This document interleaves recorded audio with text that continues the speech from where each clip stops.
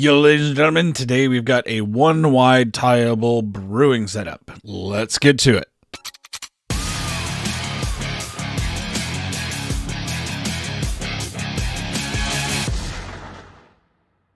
Welcome back. First off, why did Strom say that he was going to be doing more videos and then he didn't do more videos? What's up with that? Apologies. Unfortunately, my wife brought home that nasty cold that's going around. We both kind of lost our voice. So first there was the coughing and the phlegm that doesn't sound so good on a recording. And then there was the not being able to talk on a recording, in which case I'd just be doing this.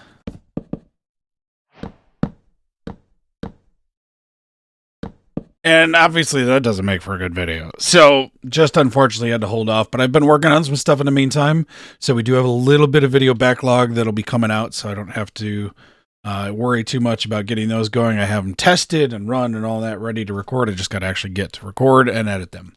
But enough blathering on today's video. So what is this? I have an encoded potion factory video, and I've been working with Dash on another setup for that same encoded potion factory.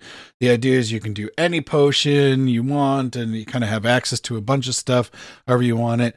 But most people, when you've got potions in the game, there's like a few of them that you need, and that's pretty much all you want access to. You don't want to spend time making turtle helmets so you can get potions of slowness.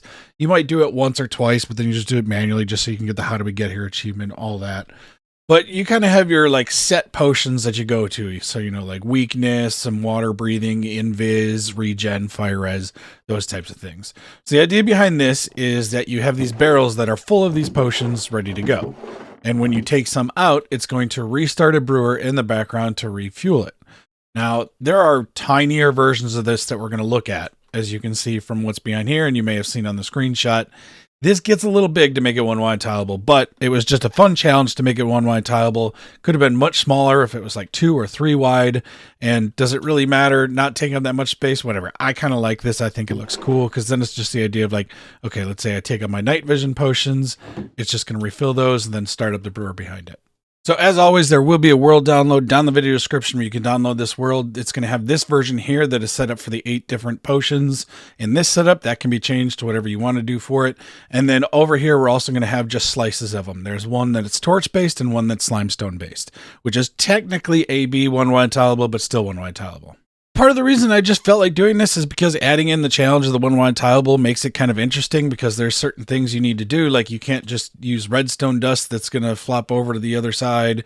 You have to make sure that it's not going to like overflow to another slice, all that stuff. So it's just a fun challenge. This is a big beefy boy, but at the same time, each of these slices can go through 728 potions before you need to manually refill the ingredients for the potion. So as long as you fill up the input, which are going to be droppers, so 9 slots of 64 with your ingredients, you can make 1,700 potions. And all you do, like I said, is if you just grab some to go run around and do something else, so like you grab some fire res pots to go in the nether, then the next time you come back, as long as you've got it loaded, maybe it's in your storage or something so that it's loaded while you're putting stuff away, gathering materials, then this will just refill on its own, and then you'll be ready to go with another set. Now, there's no reason you can't switch this over from barrels to chests, or like maybe a dispenser. I don't know. Maybe you have some splash potions and you just like want to build this and say, okay, I'm going to dispense a splash potion of fire res on me and go to the nether. I don't know. You can do whatever you want. I just use barrels just because I'm so good at deco, and I just deco. I feel like if you just say deco enough, then people are like, it's the deco. Okay, yeah, just deco. So enough about that. Let's talk about how the slice is actually going to work. So I'm going to review the torch version. This would be my preferred version. The slimestone, it just feels expensive. It's just as big, whatever. But if you really want to do this limestone, the only difference is we just have to make sure that blocks aren't going to be touching other sticky blocks, and that's the only difference there. But let's look at this version right here. Now, you don't actually need these blocks on the side. I just did that so that when I took the schematic, you'd actually see the dust moving over to the side. So we do have 3 redstone dust in the slice, and you may be wondering, well, he just said make sure it doesn't bleed over the other slice. What's going on with that? Well, here's the thing. This one is 2 dust, and it's based on activating this block right here. So it's only when we reach signal strength 2 that we then get signal strength 1 there. And we're doing that based on a slight hopper filter system. It's not an item filter. We'll get to what that is in a moment. And then down here, I've used this before in things, and this is actually a really cool trick. If you have a comparator reading an empty container, like a composter, and that's reading through a block that also has a signal strength on that block. So this is like signal strength 14 and 13 that has not reached 15. Then what's going to happen is the comparator is actually going to read the empty container. So you can see we have empty composter, empty barrel, whatever. And that's not activated right there, even though there's light up there, or signal strength up there. You can see if I get rid of that, it turns it on. So this is a really cool way, because now once it reaches, off my game, once it reaches signal strength 15, then it will read. So we can see this one reads now that it's signal strength 15. That one doesn't. So just a really cool way that we can make that, because now that is one wide tileable, because if we have this signal strength only coming out from here at 12, this is going to read 12. This is going to be off. Right now, we just have it turned on from the lever, so that's why we see 15 here. Then that means we're not going to get that signal, and that's how we can use it to check, is it full or not, without having to have like a redstone block on the actual side of the comparator. But what we're doing then is we're saying once this gets filled up, this hopper behind, so we back up the barrel, we fill up the hopper, then we actually want to turn it off. So then we set signal strength 15, we turn this on, these torches align, and pulls our actual observer out of the way. And that observer is what we're going to use to dispense bottles. So we have no bottles going to the brewer, means it's going to stop brewing, right? Because if you have ingredients in a brew stand like we do now with no bottle, it'll just sit there and wait for bottles. Once we turn it on, this piston is then going to turn off as long as it's not full. So this is kind of an OR gate. If this is full or the lever is on, then it's going to push this back up. We have a nice little clock here to get us 3 dispenses. So a repeater on 4 game ticks, pushing an observer clock together, we get 3 dispenses right there. So 3 signals that come out of it.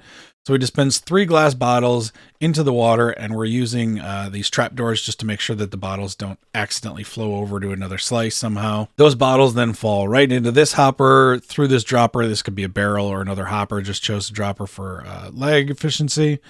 And then it goes into here. Now you'll see we do have some blaze in here. We just need 1 slot to be open for bottles to flow through, but the rest of it can be the blaze powder that actually feeds in for the fuel. So that's kind of a cool way we can use the same hopper for 2 different things. So we have enough fuel that we can fill up 4 full stacks of blaze powder and a stack inside of there and be ready with enough fuel to run it however, well, not however long we need. It wouldn't be a forever. Eventually you are going to have to come in and fill those in, but it runs a lot longer than the actual ingredients do. Now, the way that we're controlling ingredients, and the way I did this in the Encoded Potion Factory, was to use a long circuit delay or pulse extender in order to just time when the last ingredient went in and how long that would take to actually brew. So it takes that 20 seconds, and then set off, everything based on the status of that clock. But when it's this small, we don't have enough room to do that. I mean, the comparator pulse extender for that is huge, or you're doing some kind of a hopper clock, which, no, it was messed up. So I contacted Dave Guy. Is like, can I see your brewer? And he's like, dude, I published that in the Pillager Tinder like long ago. Go look for yourself. No, I'm kidding. He's like, yeah, it's in my Pillager Tinder download. So I downloaded it and looked it up. What he was doing, really liked the idea, is he was just putting in these 20 items. So he was dispensing whatever was ready for the potion ahead of time, so that there was, the netherwort was already in there, then the next ingredient, and then the other ingredients it needed were backed up behind it. And then going based off of like, okay, if that's signal strength 2, then I know that I actually have ingredients in there. And then what he was doing is actually each time dispensing another netherwort. So it started off with a netherwort inside the brew stand, and then each cycle we can see magma cream, redstone dust, gunpowder, and then netherwort. So we're actually, each time we dispense ingredients, dispensing the netherwort for the next batch. Because then when the netherwort is waiting, it just sits here in this hopper until that's clear. It drops into here, but then it doesn't start brewing again because you can't brew netherwort into an already brewed potion. So this is how we can know whether or not it's actually ready for another set of ingredients. Boom. Problem solved. Then it was on to the rest of the freaking problems. Oh my God. Now, first of all, how do you get signals through hopper lines, right? You gotta have so many hopper lines in this that are taken up. And we already have 3 of the sides taken up by this using hoppers. And we can't use the other 2, so now we have 1 side left. But then we'd start locking the hoppers that would come out of it. It's just a freaking nightmare. So we keep the hopper underneath locked so that when we do drop in bottles, it doesn't actually rip the bottles out. And then we use that after this drops down. So this is signal strength 1. This turns to 0, which deactivates the note block, hits the observer. Then the observer actually sends signal and locks the hopper. And then QC powers this sticky piston. And because the hopper is getting locked, that reads its QC power, pushes our redstone block out of the way. Or in this case, I'd actually pull it back up and then unlock our hopper and take the bottles out. Normally, the problem is, what do? You got to lock this up so that you don't refill the bottles in. But in this case, we don't have any bottles. What we're doing is we're only grabbing the bottles after we know that we're ready for our next cycle. So all we just have to do is just have a little bit of repeater delay here, send the ingredients out, and then we know when a new batch of ingredients arrives, that's when we're ready for our bottles. So whatever potion you want to do, in this case, we're doing Splash Fire Res Plus. You just got to put your ingredients in order, with the first ingredient being on the top and then from the bottom up. It's kind of a weird way to explain it, but like I said, basically think of this as the first ingredient of the next batch, and we're going in this order. There's a couple of note and a couple of other things that need to be sorted out. I mean, obviously we can't just directly power the dropper, because then the slices next to it would actually activate as well. So that's why we have to do this. We have to activate through a block here, which means that we're QCing this one. So we had to put in the note block for update right there.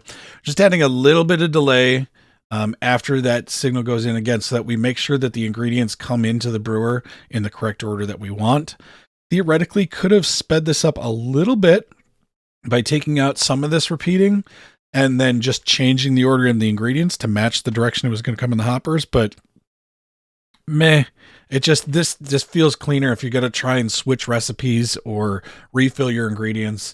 Whatever. You've got this line that you can come in, and that's why, instead of putting glass here, I put trap doors so that you can actually reach all the hoppers and the droppers throughout the whole system. So you can see, we can see those droppers back there, reach all the droppers that we need to actually refill. Now, after someone helps me out with an idea, so like I said, Dave Guy helped me out with the idea of how he's handling his potion brewer there, and I liked it. Of course, I send it to them and say, here's what I did. Just, interesting. Oh, I wouldn't have thought of that. Oh, your idea is dumb. Guys, can we just talk for a moment about how often that happens in technical Minecraft? You get really excited, like, oh, check this out, I made it. And maybe you do have a problem with it. Like, oh, it's not spam protection, or, oh, darn, if you run out of this ingredient, then it breaks. Can we just not be like, oh, then that's stupid? Like, someone's excited about their build, maybe ask your questions, but come on, just be nice. And, he had several comments. It's like, oh, that's cool. Oh, you're handling that. Oh, that's nice. Oh, I would have done that with Slimestone. And that's the point at which I was like, yeah, I could do a Slimestone version too. But when I build it, I'm honestly going to build the torch version. Torches are so cheap. I mean, technically we have some extra observers in this one, so more quartz over slime and honey. But yeah, this one has more yellow concrete. Now we can actually see it running. So note, if you are going to build this, grab one of the slices that is currently empty and turned off. So that means the lever is turned off, lamp is not on. That way you don't have to worry about manually restarting it. If you don't have those actual ingredients in there, or those potions in there, whatever, build it up, fill your ingredients, and then you can turn this on. So we'll go ahead and turn this on. We have this empty. See, we're going to get our bottles going into our brew stand. It's going to start its brewing.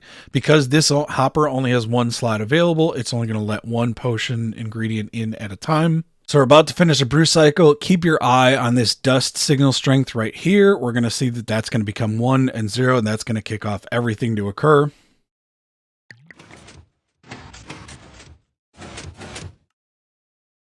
And there we go. So everything I described, we unlock this to take the potions out. We then actually send our ingredients, and then we send in our 3 new bottles, and now we're brewing our next cycle. I feel like that's really all to say about this, except for one caveat. Remember when I said sometimes you send designs to people and they say, oh, that's dumb, there's no spam protection? And you're probably looking at this design like, wait, where's the spam protection? Yeah, there's no spam protection. This will run just fine, but the thing is, if you start flicking that lever, it is going to pull and push this out of the way, and it's going to start sending water bottles in. So it's not really going to break, but what's going to happen is you're going to start getting some water bottles in here. It's going to fill up with water bottles, and then it's going to pause because the inventory is filled up and you're not going to actually have your potions. So if you do turn this off, you just need to wait for the cycle to finish up of its current brews before you actually turn it back on. Otherwise, it's just going to send in water bottles. Otherwise, it will keep brewing, like I said, until this back hopper actually fills up. Then it's going to send that signal strength 15 there. And again, in this case, we only have it because we're just repeating that signal from the lever. And that's what's actually going to pull this out of the way. So this can't get pushed back in to send our signal up to the little observer clock there. Now, one more thing to note, if you know that you're not going to be changing what these potions will be brewing, you can actually just take out certain droppers that you don't need. So like right here, this is the weakness. There's 2 ingredients. I got fermented spider eye and gunpowder. That's it. So I just took out the top ones. And these ones, I took out that bottom one there. You just got to make sure that if you are leaving the QC'd dropper that it gets QC'd. I just prefer to take it out of there. Now, if you're in a situation where you don't want to have to worry about that whole turning it off and on thing, you can just, once you actually get it turned on and filled, just go ahead and, take these torches out, take the levers out, take the lamps out. And then it's just, again, it's only going to do stuff when you actually empty out ingredients or potions out of these barrels. So, and I did mention earlier, where are we getting that 1,728 potions? Seems like a weird number. It's just the number of potions you can get out of the ingredients in a dispenser. So 9 times 64 times 3, because you get 3 potions per ingredient. We can see now on that other one I turned off, the brewing cycle is done, so I can go ahead and turn that back on, and it's going to be actually just fine. So just don't turn the button back on while you're brewing if you don't want water bottles. That is going to be it for this one. Again, look down the video description for a link to the world download, and I'll probably include schematics this time. Just, in case you want to just grab a schematic on your own, whatever. But remember, if you're not okay right now, it is okay not to be okay. Okay, regardless of what you're going through, things may be rough. It may seem like the worst literal day of your life. Keep your chin up. Things will get better, I promise you. And in the meantime, it's okay not to be okay for a while. If you need to tell people, look, I'm not okay, just give me some space. Whatever you need to do, or I'm not okay, can you not give me so much space? There's nothing to be ashamed of in saying that you are not okay. So I'll catch you in the next one. Have a good one. Bye.